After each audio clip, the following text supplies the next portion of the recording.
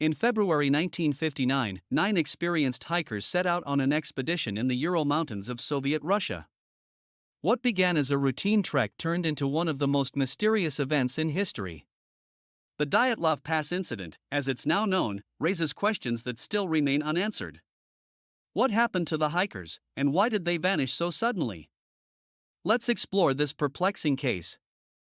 Led by Igor Dyatlov, the group consisted of 9 hikers, all of whom were experienced and well prepared for the trip. They were set to conquer a mountain known as Otorten, located in the remote and rugged Ural Mountains of Soviet Russia. These hikers were not novices, they had already completed several successful expeditions.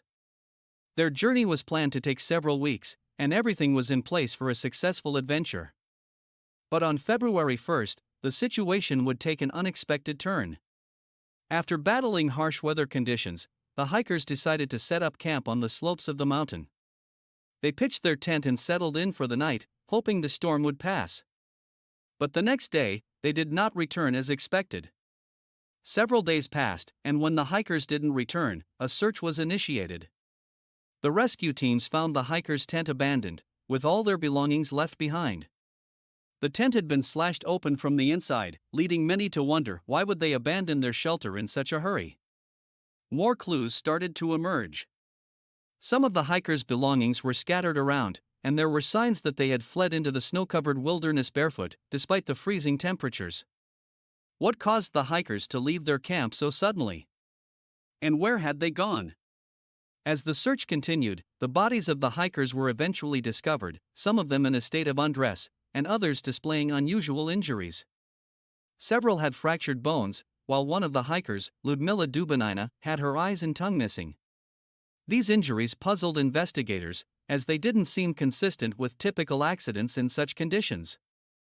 One of the most perplexing details was the lack of clear explanations for what caused the hikers to leave the camp in the first place.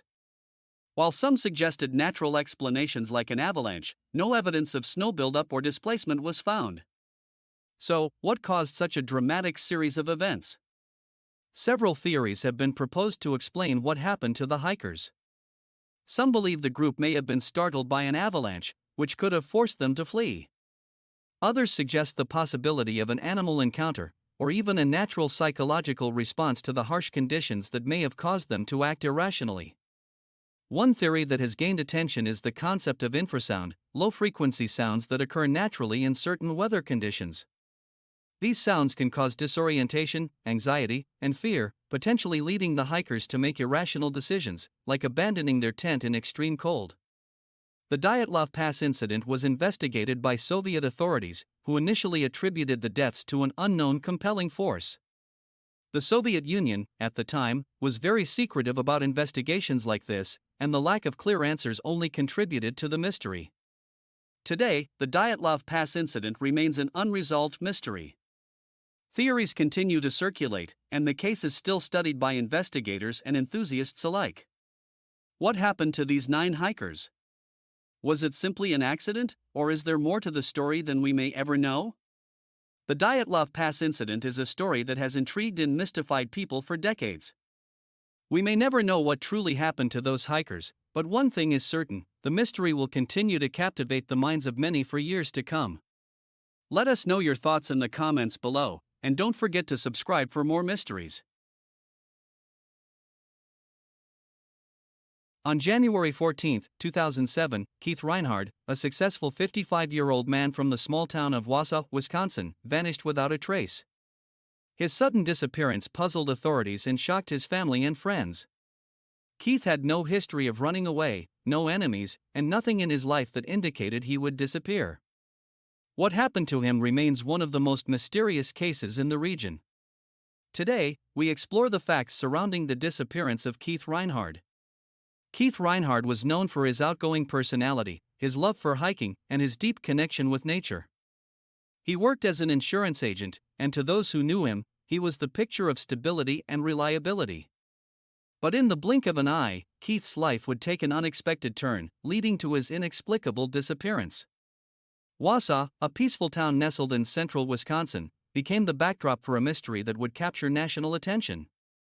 Keith lived with his wife, Julie, and their 2 teenage children. On that fateful January day, Keith was supposed to meet a friend for a casual lunch. But he never showed up. When Julie returned home, she discovered that Keith's truck was gone, and the house was eerily quiet. Julie quickly realized that something was wrong. Keith had left without saying a word, and his truck was found abandoned a few miles from their home. No one could understand why he would leave, especially without taking his personal belongings, such as his wallet, phone, or even his beloved dog. The search for Keith Reinhard was extensive. Law enforcement agencies, search and rescue teams, and volunteers scoured the nearby woods, lakes, and rivers. For days, the search continued, but no trace of Keith was found. Authorities ruled out foul play, but the lack of evidence made the case even more perplexing. It's just so strange. Keith was well liked. He wouldn't just leave like that. There's something that doesn't add up. We followed all the leads, but nothing seemed to fit. The more we searched, the more we realized that Keith's disappearance was unlike any other case we had dealt with. As weeks turned into months, the case went cold. But Keith's family wasn't willing to give up. Julie, his wife, relentlessly pursued any possible lead, but the lack of concrete evidence made it difficult to make any progress. Could Keith have staged his disappearance? Or was there a darker force at play? Over time, media coverage dwindled. People began to forget. But for Julie, the pain of not knowing what happened to her husband was unbearable. I can't imagine that Keith would just leave us. He loved us, and he loved his life. We need answers. We need to know what happened. Despite the passing years, Keith Reinhard's disappearance remains unsolved. Theories abound, ranging from the possibility of Keith voluntarily disappearing to something more sinister at play. Some believe that Keith may have fallen victim to foul play, while others speculate that he may have been struggling with personal issues, leading him to run away and start a new life. In 2023, after years of silence, law enforcement revisited the case, hoping for new insights or technological advancements that could shed light on what happened.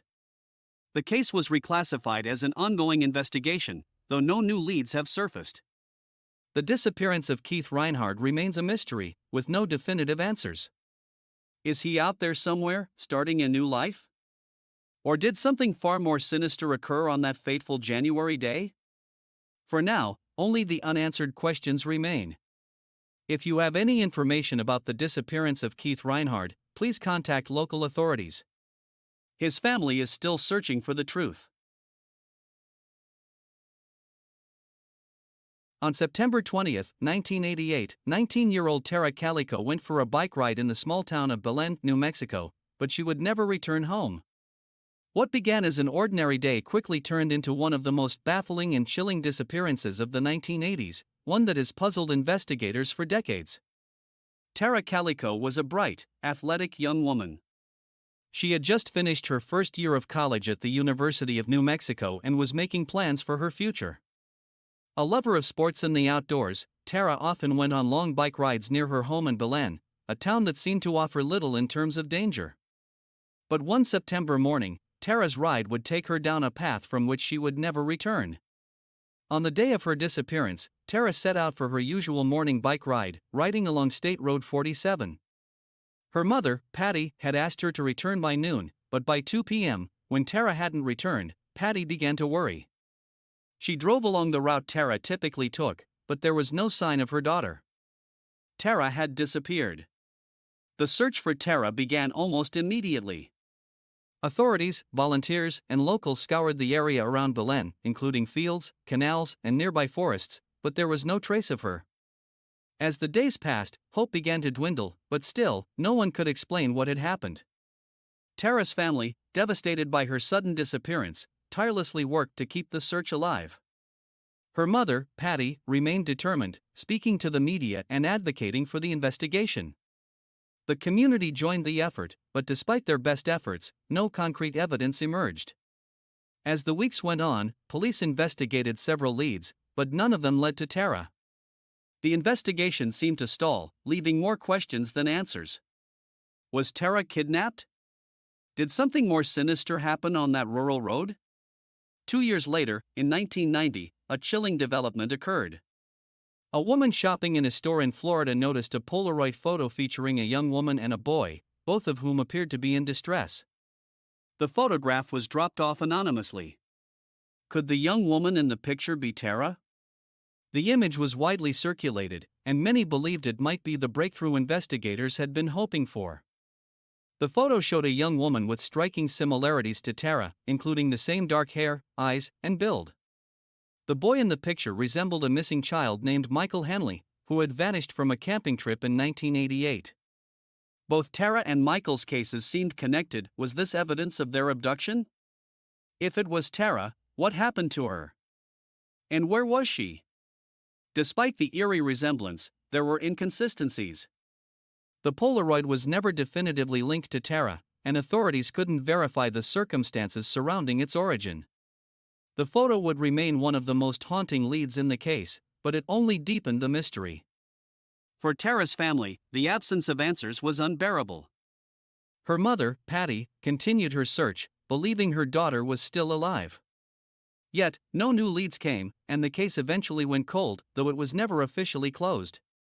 Years passed, and no new evidence surfaced. The mystery surrounding Tara Calico's disappearance remains one of the most perplexing unsolved cases. Was she abducted? Was the Polaroid photo a clue that was never fully explored? Or did something else happen on that quiet New Mexico road? The disappearance of Tara Calico remains unsolved to this day, and while new theories have emerged over the years, the truth continues to elude everyone involved. If you have any information, no matter how small, it could help bring closure to Tara's family and solve the mystery that has lasted for decades. On February 19, 2013, the body of Elisa Lam, a 21-year-old Canadian tourist, was found in a water tank on the roof of the infamous Cecil Hotel in Los Angeles. Her death, initially thought to be an accident, became one of the most puzzling and chilling mysteries in modern true crime. Was it a tragic accident, or something far darker? In the days following her disappearance, surveillance footage from the hotel's elevator went viral. Elisa, seen in the video, is behaving in a strange and unsettling way. She appears agitated, stepping in and out of the elevator, peering into the hallway, pressing multiple buttons, and even hiding in the corner as if she's avoiding something or someone. The video only raises more questions than answers. Was Elisa trying to escape from something? Or was she simply having a mental health crisis? Was the footage just a glimpse into a troubled mind, or something more sinister? It's important to understand that Elisa's actions might be consistent with someone experiencing acute distress or even a psychotic episode. There are conditions that could make someone act this way without any outside influence. The footage is definitely puzzling, especially because Elisa's death was so strange. The water tank where her body was found was not easily accessible. How could she have ended up there alone? Authorities initially ruled Elisa's death as accidental drowning, but questions remained. Elisa was known to be dealing with bipolar disorder, which raised the possibility that she might have wandered onto the roof in a confused state. But the circumstances of her death don't quite add up. The route to the roof was locked, requiring a key to access the door. Yet, Elisa's body was found in a water tank that was difficult to open from the inside, and no one could explain how she managed to get inside. The investigation turned up disturbing details. The water tank where Elisa's body was found had not been opened for maintenance in months. Hotel guests reported strange-tasting water in the days leading up to the discovery, and several complained about the low water pressure. Reports say that Elisa's body was found naked, her clothes neatly folded next to her, and her belongings scattered around the tank. Investigators did not find any signs of trauma or foul play, but the unusual circumstances left many wondering if there was something more sinister at play. There's no way this was just an accident. People are saying that Elisa's death was connected to something far more dangerous.